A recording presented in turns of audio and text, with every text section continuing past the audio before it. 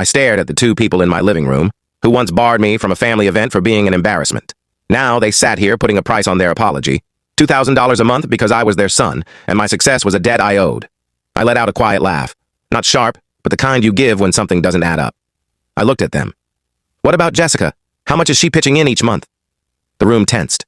My dad glanced at my mom. She answered slowly, Your sister's job isn't steady, and the breakup with Hudson has been hard. I nodded, unsurprised. The same excuses, wrapped in soft words, but just deflections. I met their eyes and said, if she agrees to pay $2,000 a month, I'll match it. No more, no less. They stared, searching for a sign I was joking.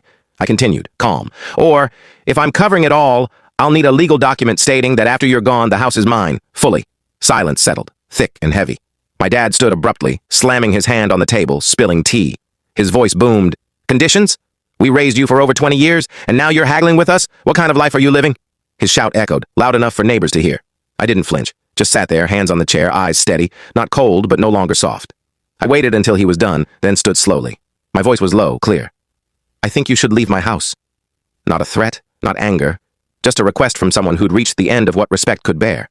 No one spoke, just the sound of suitcases dragging across the floor and the door clicking shut, quieter than the weight they left behind. That was 2 years ago, the last time I saw them, right here in my home. I didn't block their numbers or change my email. I just stopped reaching out and waited to see if they'd still see me as family without the shadow of duty. In 2 years, no call, no text, no how are you, no birthday wishes. I used to think they'd change. Now I know some people don't, especially those who never admit they were wrong. I still live here, work, go through my days. The only difference is I'm no longer an emotional bank, giving and breaking under obligation. If there's one thing I've learned, it's that family isn't a place where kindness is demanded and called love. Real family values you for who you are, not what you provide, not as a wallet, not as a fallback. Before I close this, I have one question.